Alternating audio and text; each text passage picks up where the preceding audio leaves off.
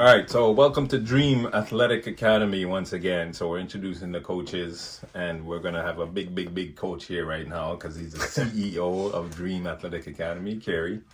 Welcome, Coach Carey. Thank you for having me. So remember, I also have to keep remembering, subscribe, like, Yes. comment, share. Subscribe, like, comment, share. All right, we're trying to get to 1,000 sort of followers in 3 months. That's our goal. 1,000 followers in 3 months. All right, 5,000. See, the CEO is always pushing the envelope. It's never gonna stop. It's never gonna stop. All right, so we're starting this first sort of series in talking to the coaches, and it's just about introducing ourselves, right? So who is Carey? Who is Coach Carey?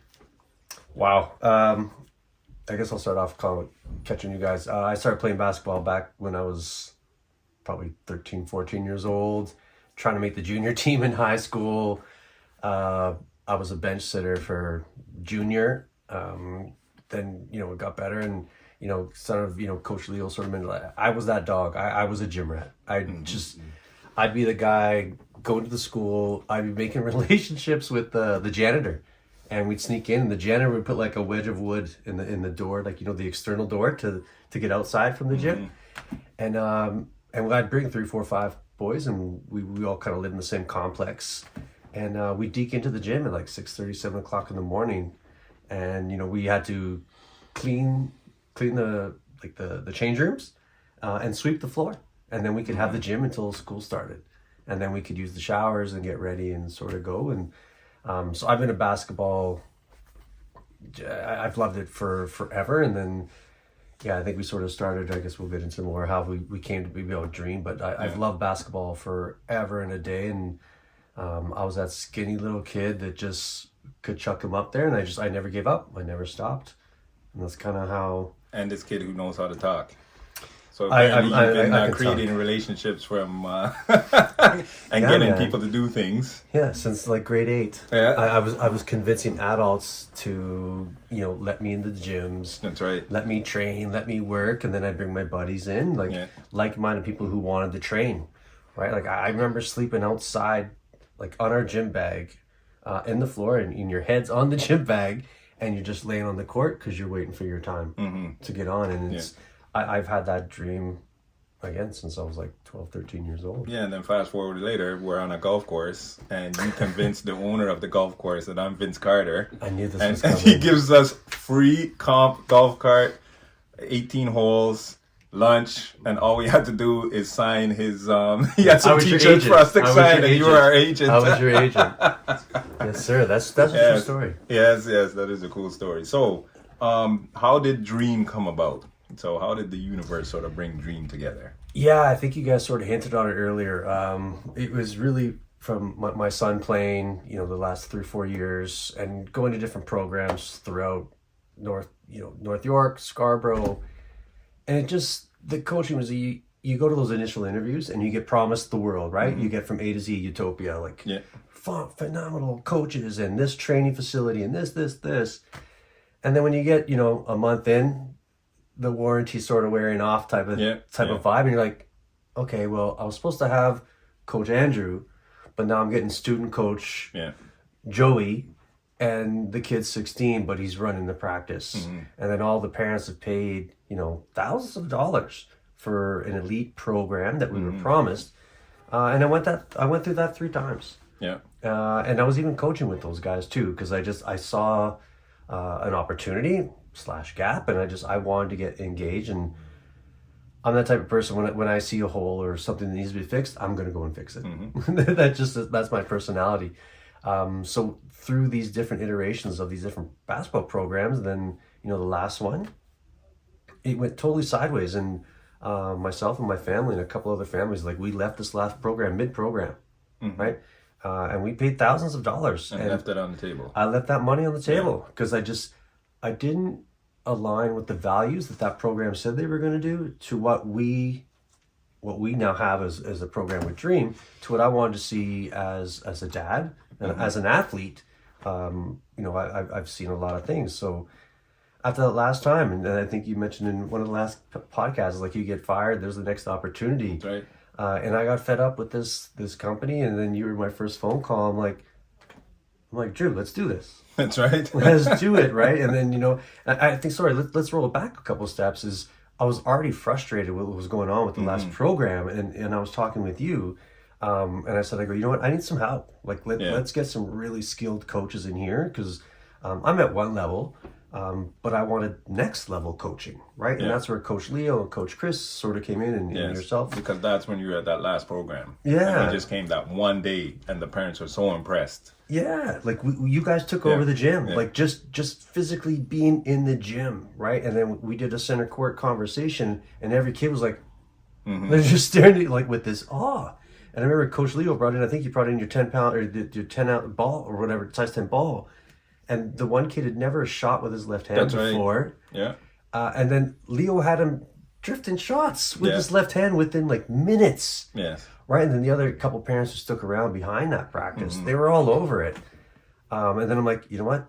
These guys, and that was the first time I met Coach Leo and Coach Chris. Like, we had that conversation, and Andrew sort of, vouched for everyone. And then we all just clicked, right, and connected. And then unfortunately that program didn't see the value that we could have brought. And then unfortunately things went sideways with that program. And then, like I said, I got frustrated. I'm like, we could do it better, right? And we have a solid support group with the four of us as leaders. And then, Dream came about, and we started talking about logos and names, and that's right. Coach Chris came up with some. Now we got T-shirts. We got T-shirts. We got posters. We got merch. That's right. We have a gym. We have a summer rep team. Yeah. We start off as just a boys team. We have girls coming out now, and some girls can really run. Yeah. Right. Some of them can really play.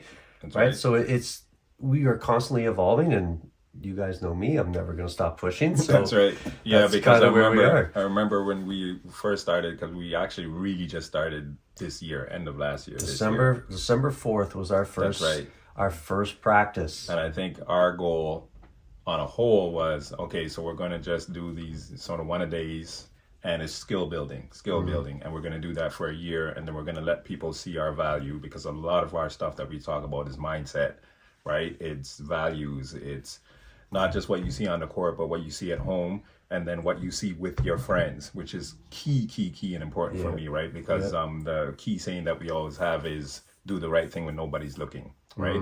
So we wanted to provide that value at least for a year, and then we're going to sort of start the rep team next year. That was our plan. It was our plan, but your plan was like, no, we're going to do the rep team in 3 months, right? And then I threw a wrench into everything. And we're saying there's no way this is going to happen, right? But we'll follow the lead, and then boom, boom, boom, right? And then all of a sudden the rep team is forming, right? Yeah. So talk about that a little bit. I honestly was down with you guys. I thought we were just going to do skills and drills, value add, make these young athletes into better young men and young women. And like the basketball skills were going to be there, right? Like that was going to be the norm, is what you and I really talked about off the books. And these guys sort of aligned with us, was the value adds, like for young men.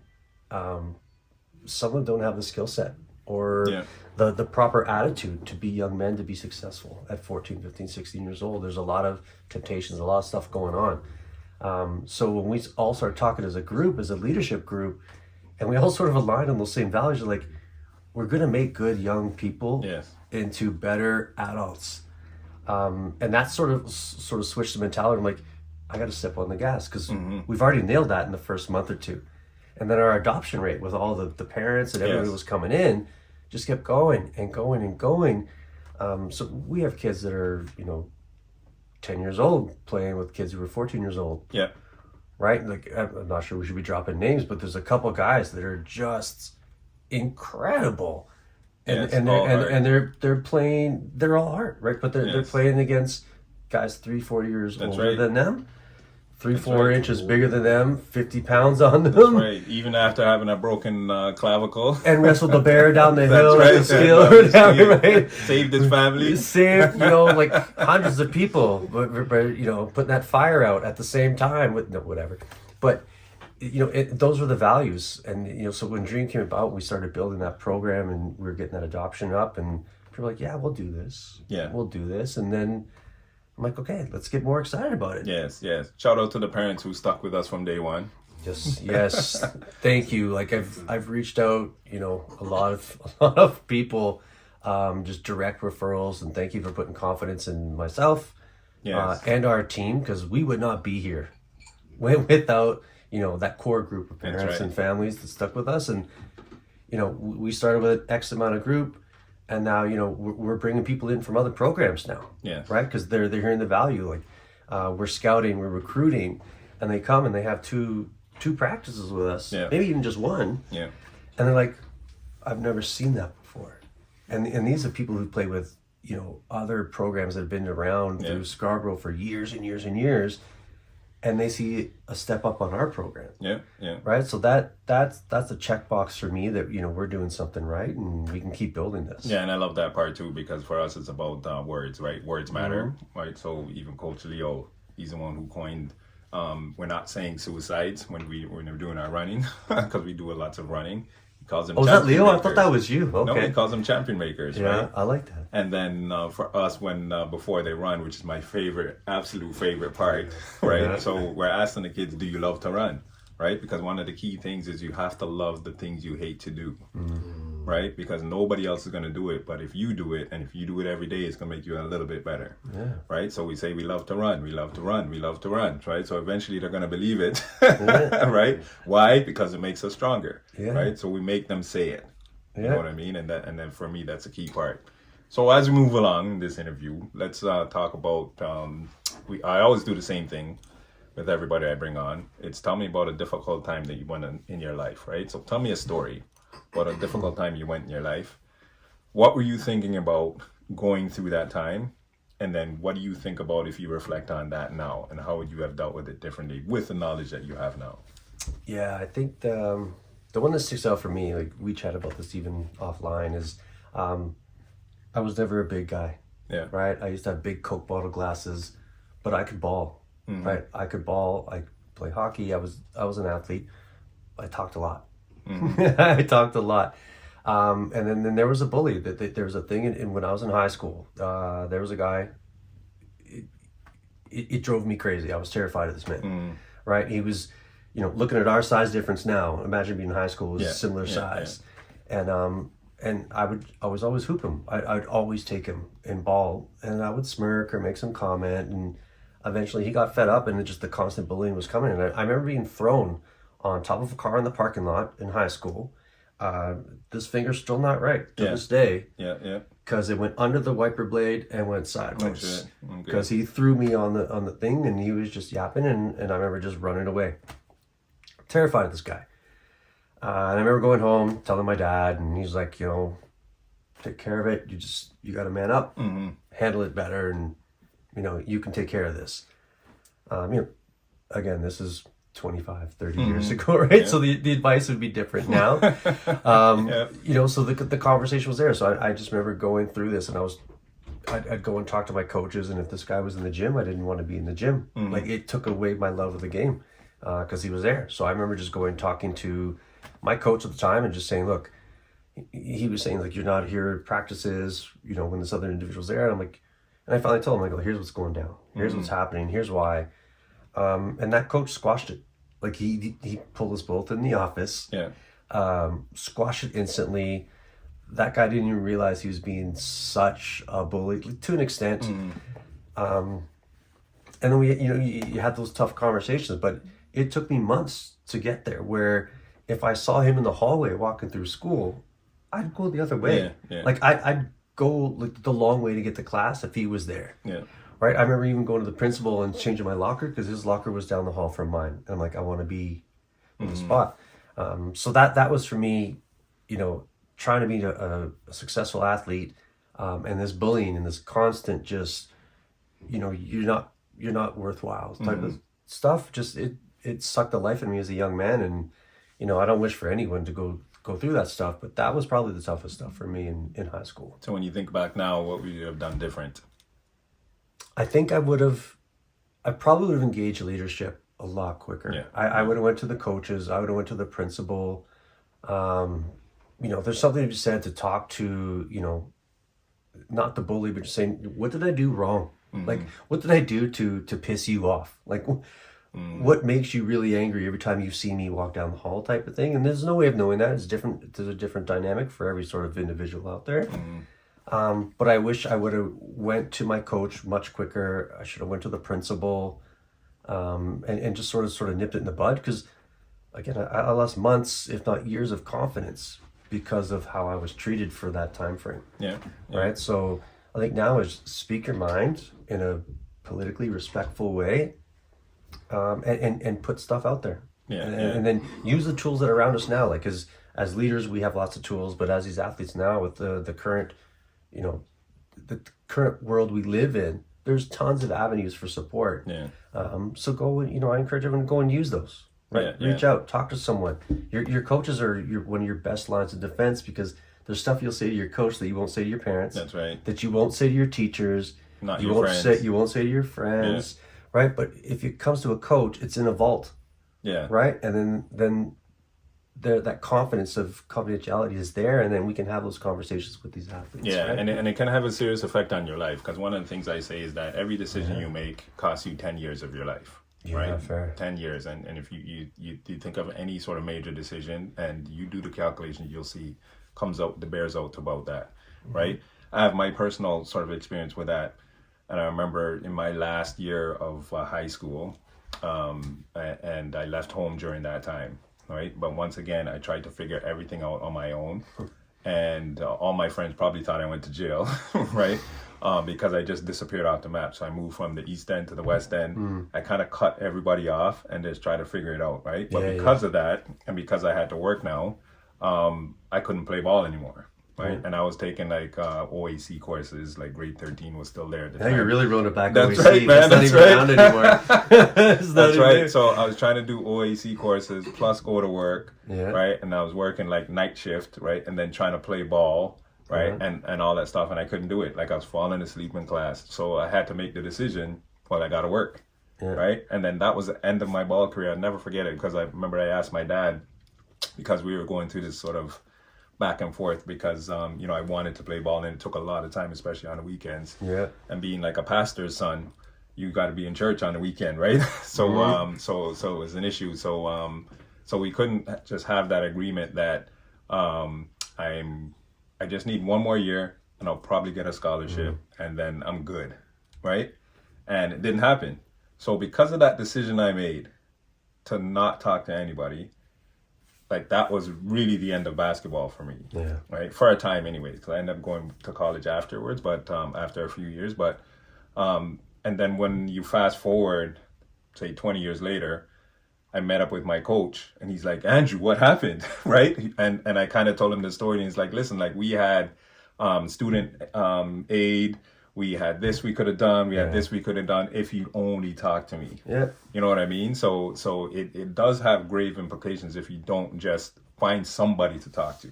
I think the key is just communication, right? Like, don't be afraid to talk. Like the kids these days, everything's about flexing and being big. Yeah. And you can't be vulnerable. If you're vulnerable, you're weak. That's right. And it's the complete wrong approach. It's okay to be vulnerable. It's okay to be upset, right? Talk to your peers, talk to your coaches, talk to your friends. And those conversations are key to build strength as individuals, right? We're building foundation blocks with these athletes right now. So if you can't talk about how you feel, or if you say you yell at not yell, but if we're on the court and we're talking to athletes and we're like, hey, why are you doing this? Whatever, it's out of love. Passionately. That's right. Right, like be passionate about it, but then take that passion and then roll it into something that's actually a deliverable. Yes. Coming down the road. So I think a lot of our athletes have that, but a lot of them are still nervous, right? We have a bunch of guys who are still, okay, thank you, Yeah, I know, right? I know. You can barely hear them. Soft-spoken sort of stuff, but then a couple guys who didn't say 3 words since January are now leading cheers. Yeah. Right? So I think our values and our methods are working. Yeah. So I think it's important because even like shaking your hand, shaking it hard, right? Looking me in my eye when you handshake. When you shake your hand, doing the mirror work, right? And doing it every day, right? So looking in that mirror and just reading off the affirmations, it's so important. But it's one of those things that you don't see the effects of it right away. Yeah. And you probably don't even see the effects of it when it's working. Right? Because when we build that confidence just by reading off the mirror, right? You build that confidence and you don't even realize that your confidence is building because it's a behind the scenes stuff, right? Like it's your subconscious that's working that you don't think about, right? But then when it comes time to make that big decision, you're going to make the right decision because of all the work that you're putting in. Hopefully, right? If these guys are getting the message when they come to that tough, difficult decision, they're going to look and be like, did Coach, if I'm doing this, if Coach Leo or Coach Chris or Coach Andrew sees this, are they going to approve? Yeah. Is it a good decision? And if they have that delta for a second to have that conversation, we've succeeded. That's all you want. That's all you want is that little piece, that little voice to talk to them. Because right now it's silent. So you just want it to be a little bit louder. Yeah. That's all you want. And if they have that half a second of second thought, then you're right. We've done our job. Then it's up to them to make a decision. Because before, they would have just moved. Yeah. Right? Without having a decision. Yeah. But now we gave them that decision to say, hey, like, do you think I would do this? Do you think I would think this is cool? It's the accountability, right? Shouldn't that accountability? Like if someone was reading or listening or watching your reactions, and instead of having that consequence after the reaction, saying, oh, coach is disappointed, before you make that decision, sort of think it through that way. That's right. And then that way, you know, it still could be the wrong decision, but there's a learning opportunity to sort of be there, right? Right. So, and I'm happy you said that because that's one of the things we try and bring forward. Because remember, we had those kids and they were doing their thing, and one of them decided to call you, right? And then they initially was a bad decision, but kids are going to do what kids do, right? But then they had enough sense to sort of put in that phone call. Then you gave them directions, they followed that directions, and then nothing happened. So no harm, no foul, as you said. But if they didn't know, if they didn't hear that voice, I guarantee you they would have stayed in that position. And then literally half an hour later, something would have went wrong. Right? But because they did it, they had their fun and they got out and everything was good. And we sort of brought that example up so they could know that, hey, it's okay to fail. It's okay to make the wrong decision. But you corrected it and you corrected it in time. So nothing bad sort of happened, right? And we sort of try and talk about that with the boys and the girls, right? So they understand that it's okay, right? But who wants you to win more than your parents, right? And even if you have bad parents, they still want you to do better than they did. You know what I mean? So our thing is you got to give us the correct information. Don't lie to us because we probably been what you've been through and we're going to help you through it, right? We may give you a little bit of crap because we have to, but ultimately our crap is out of love, right? Yeah. I think the value is that, you know, the fact that the parents are calling me, not just the athletes. Like I can't tell you how many of our athletes text me on a regular basis. Hey coach, how about this? Hey coach, how about that? And I'm like, I'm not even one of the main coaches. It's you other three guys who are the stars of this show, right? You know, when they're calling, the parents are calling like, oh, you're doing this stuff and the you know, the value add that we do. Like, I think the thing that I love most that I thought of out of nowhere is that at the end of our practice, when we make everyone line up on the free throw line and we all clap and we thank the families. Applaud the parents, yes. I think that's something that no other program is doing. That's right. And it just, the parents feel it. Like I've gotten that feedback from the parents and man, we are positioned for such greatness. I just cannot wait to see where we're going to go. Because my favorite part is sort of having those conversations before and then at the end of practice, right? And the best feeling you have is when you're sort of talking to the kids and you have a parent run up to you and shake your hand and say, I've been telling my son the same thing, right? But he just needs to hear it from somebody else and he just needs to hear it a little bit different, right? And then he'll take action on it. Oh, geez, even as me, like, you know, my son plays on the team. I could tell him to do A, B, and C. I ain't going to do it. But if Leo steps up to him. Leo or Chris or you step to him, and then he's you ask for 100%, he's giving you 150% of effort at that point where, you know, as dad, who takes care of helps him 24/7. That's right. It's on deaf ears, right? So or he has that, oh, I got this pain in my calf, right? And oh my gosh, yes. He can't play when he's with you, but Leo talks to him for 2 minutes and he's running run through it. I remember that scene. Absolutely 100% accurate. Right? So it's different motivations, right? We all have our different drivers when we're on the court, and that's what I love when the four of us are on the court together. We're such a dynamic team. You know, some guys are technical. I'm whispering into one of the kids' ears. Then Leo goes and sits, and we chat with the parents, or vice versa. And Leo brings out a Swiffer. Oh my God! No, the best. Not even the Swiffer. It was the Swiffer. The Swiffer dryer sheets or pads. Yeah. And made the boys. It was like push-ups, right? Sweep the floor and then run back and forth. It was. That's it. I've seen a lot of crazy practices, but that was one of the most dynamic. But the parents were eating it up. That's right. They loved it, right? Because we're so unique in that way, but we're still doing the fundamental core stuff that these guys need to do. But we make it that they different. never seen before. They never seen it before. And different is either really, really good or really, really bad. We've been very lucky that all of our things that differentiate us from the other programs have been very successful so far. So we're just going to keep going, man. I'm not going to slow down, guys. So. That's right. And one of the things that we say is you're going to be a better person, player after you leave us, right? Whether you're playing for us or not, doesn't matter. But when you go back to your clubs, you're gonna move from the bench to the starting five. You're gonna move from the starting five to the best player, right? Yeah. And that's what you're gonna get when you're with us. So let's wrap it up, and we're gonna finish it off with some basketball talk. So like I asked Coach Leo before, since we're still sort of going through the championship round for the NBA, who do you think's gonna win? Oh, it's Denver. Why? They have to drive. Watch them. Like I love Jokic. Like I love the Joker. Like the dynamic between him and Murray are just, it's so phenomenal in the hustle and the heart. Yeah. There's a skill set that's there, but the heart of those two guys, I think, is untouchable. Yeah. And, other than maybe Luka, he's got heart, but he always comes off as a aloof sort of Joker, like he's not serious. But I think between Jamal and Joker, I think they're going to be the ones. And especially because Jamal's a Canadian kid too, so I love that. I love the fact that he came back from a devastating injury. He was done, right? Which a lot of people don't took come a year back off. from, right? And and fought through it. And he's the number 2 on the team. You know what I mean? Yeah. Like he's not on the bench. He's not a role player. Like he's that number 2, right? That heart and soul of the team. So I love that. Yeah. You still picking Denver, or who do you have?